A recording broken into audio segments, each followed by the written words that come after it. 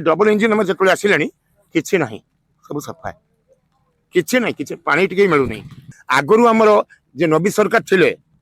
सी टिके वर्षा टिके पानी जब पड़ से किसी ना बिस्कुट पकेटे आ गोटे मुठे चाउल कौन पठे दौले आज आम डबल इंजिन सरकार आसी कौन कर देखुचु किंतु देखा ना कि साक्षात ना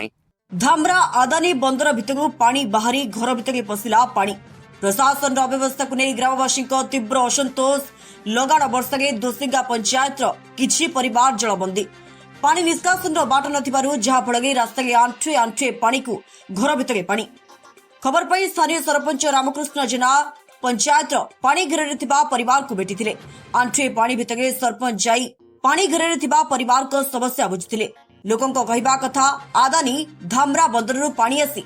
घर भितर पानी पशुची पानी निष्कासन बाट नहीं जहाँफल आमको असुविधा भोगवाक पड़ुछि चाष जमी समुद्र पलटि रोषई हो पारना सुखिला खाद्य आम साहा भरोसा सरकार तरफ एपर्यंत किसी सहायता आसी नहीं पूर्व सरकार समय टिके वर्षा हेले आम पाखक सुखिला खाद्य आसुला किंतु आज आम 3 दिन है पानी घेर किंतु प्रशासन एपर्यंत देखा नहीं रवीन्द्र नगर आउ एते वर्षा होची पानी कंपनी रे जेते सब पानी सब आम एपुट पठाउचंदी कंपनी सब पानी एपुट आसी आउ जे नाळो थिला से नाळो आउ बंद कर देचंदी आउ नाळो रे पानी जाउ नै आउ देखंतु केते पानी हेची आम घरे पानी पसी जाईची आ खाइबा को पाउना जे 3 दिन होला आउ रही आम किसी काम करने माने पानी के सुविधा सुविधा करने पानी जीवाई आसपा आउ चारिपटे पानी पशि जाऊँ कौन करूँ प्रशासन को अनुरोध करुचु कि टिके आमको साहाय्य करेंगे। गौरहरि दास मो घर हूँ रवीन्द्रनगर पोस्ट दोसिंगा जिला भद्रक थाना धामरा असुविधा कौन रवीन्द्रनगर आम कि घर रही 10टा खंडे फैमिली रही सी रास्ता को जीवाई आंठिए पानी से आज आज 2 दिन है प्रबल पानी झड़ चलती मुझे सरपंच सार को लगे सरपंच लगे आप आसिक देखु आम एरिया लोक कौन परिस्थिति अच्छा आज्ञा सरपंच सार आसते गरीब घरे किए रोषे कर समस्त घरे पा गैस आने को पार गैस दुकान भी बुकिंग कर गैस दब ना दब ना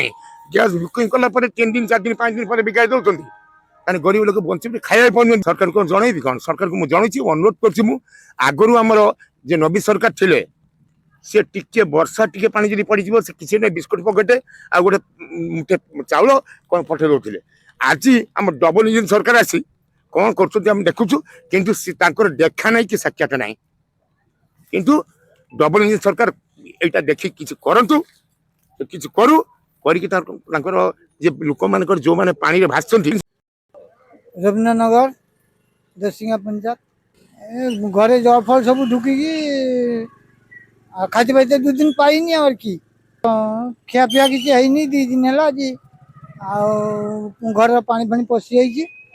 बिल बिल बाड़ी फाड़ी सब पोखरी सब उड़ी जाइए दोसिंगा पंचायत रे जो लगाण वर्षा जारी रही से आज सकाळु सारा आम बुली बुली देखुलु सब गाँ गाँ जपरी संपाटिया हो उरामाल हो रवीन्द्रनगर अमननगर आपणकर बागचाटी दोसिंगा एसबू गाँ माने पूरा भाव जल स्तर बढ़ीगला लोक मैंने हैरान सफर होती आपणकर विद्युत प्रभा ज्योत्नामयी आपणकर सावित्री सराई एसबू किसी गाँ प्रदूत नगर एसबू गाँ किसी आंशिक भाव में माने जलमग्न होबार लगी जल स्तर धीरे धीरे बढ़ा लगुच जल जदिओ माने लोकों माने धन जीवन उपर को एतेटा जाइनी किंतु चाष उपर बहुत इम्पैक्ट पकई चाषी मैंने बहुत असुविधार अच्छा चाष कौन हम भगवान भरसा से अच्छा तेणु सिचुएसन वर्तमान गंभीर यापाई प्रशासन तरफ किसी ना प्रिकसन किसी माने प्री रेडीनेस जोटा कह जाए सेटा किछि नाही किछि इनफॉरमेशन मध्य नाही किछि माने किसी गोटे आगु काले कौन कौन भगवान न करूँ किसी हो जदि हुए तापाई किसी सहायता हो बा किसी गोटे इनफॉरमेशन किसी गोटे जिनिस आम पाखु किछि नाही यहाँ हूँ आम गोटे बहुत दुखर कथा अनुरोध रखी प्रशासन को से माने जल्दी या उपरे किसी एक्शन नेबे ता सहित बहुत जल्दी किसी गोटे तार डिसीजन नहीं तार माने सुबंदोबस्त कले आम चिर उपकृत हूँ सुविधा आम दोसिंगा पंचायत जोटा कहि आम तो एक्चुअली समुद्र कूल आम पंचायत अवस्थित प्रत वर्ष आम बन्या बात्याटा लगी रही आमर କିନ୍ତୁ ପାଣିର ଯୋଉ ଡ୍ରେନେଜ ସିଷ୍ଟମଟା ଆମର ରହିଛି ଦୁଇଟା ଜିନିଷର ଇମ୍ପାକ୍ଟ ପକାଉଛି। କିଛିଟା ତ ଆପଣ ଆଦାନୀ ପୋର୍ଟ ପାଇଁ, ଆଦାନୀ ପୋର୍ଟର ଯୋଉ ଡ୍ରେନେଜ ସିଷ୍ଟମ ବା ତାଙ୍କର ସେଠି ଯୋଉ ଡେଭଲପମେଣ୍ଟାଲ କାମ ଚାଲିଛି ସେଇଥିପାଇଁ ଡ୍ରେନେଜ ସିଷ୍ଟମରେ ଟିକେ ବାଧାବିଘ୍ନ ରହୁଛି। ତାଙ୍କୁ ବି ଆମେ ମାନେ ସରପଞ୍ଚ ହିସାବରେ ଏବଂ ନେତୃବୃନ୍ଦଙ୍କ ହିସାବରେ ତାଙ୍କୁ ଆମେ କହିଛୁ, ସେମାନେ ବି ସେ ଡ୍ରେନଟାକୁ ସଫା କରିବାରେ ବା କ୍ଲିନ୍ କରିବାରେ ଲାଗିଛନ୍ତି। ଏବଂ ସେକେଣ୍ଡ ଥିଙ୍ଗ ହେଲା ଆପଣଙ୍କର ଜୁଆର ଏବଂ ଉପର ମୁଣ୍ଡରୁ ଯୋଉ ପ୍ରବଳ ମାତ୍ରାରେ ବର୍ଷା ଯୋଗୁରୁ ବନ୍ୟା ପାଣିଟା ମାନେ ସମୁଦ୍ରକୁ ପାଣିଟା ନିଷ୍କାସନରେ ବହୁତ ଲେଟ୍ ହେଉଛି। ସେଇଥିପାଇଁ ପାଣିଟା ଆମ ଗାଁ ଭିତରକୁ ଲୋକଙ୍କ ଘର ଭିତରକୁ ପଶିବାରେ ଲାଗିଛି। କହିଲେ ଏଇ ଯେଉଁ ଲଗାଣ ବର୍ଷା ଯୋଗୁଁ ବନ୍ୟା ପରିସ୍ଥିତି ସୃଷ୍ଟି ହେଇଛି, ଆଜି ଆମ ଓରାମାଳ ଗାଁରେ 80% ଘରେ ପାଣି ପଶିଲାଣି ଏବଂ ଚାଷ ଜମି ତ କ୍ଷୟକ୍ଷତି ହେଇଛି ଆପଣମାନେ ଦେଖୁଥିବେ। ଆଉ ମୁଁ ମିଡ଼ିଆ ମାଧ୍ୟମରେ ପ୍ରଶାସନକୁ ମୁଁ ଜଣାଉଛି, ଅନୁରୋଧ କରୁଛି ମଧ୍ୟ ସେମାନେ ଜଲ୍ଦି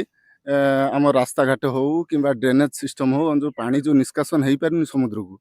ଆଉ ସେଇ ସକାଶେ ଆମର ପାଣିଟା ଓଭର ହେଉଛି। ଆଉ ସେଇଥିପାଇଁ ଚାଷ ଜମି ନଷ୍ଟ ହେଉଛି ଏବଂ ରାସ୍ତାଘାଟ ମରାମତି ପାଇଁ ଅନୁରୋଧ କରୁଛି ଏବଂ ପ୍ରଶାସନ ତରଫରୁ କିଛି ସହାୟତା କିଛି ମିଳିଲେ ଗ୍ରାମବାସୀ ଉପକୃତ ହେବୁ। ଧାମରାରୁ ନରେନ୍ଦ୍ର ଲେଙ୍କାଙ୍କ ରିପୋର୍ଟ, ସ୍ୱତନ୍ତ୍ର ଓଡ଼ିଶା ଲାଇଭ୍।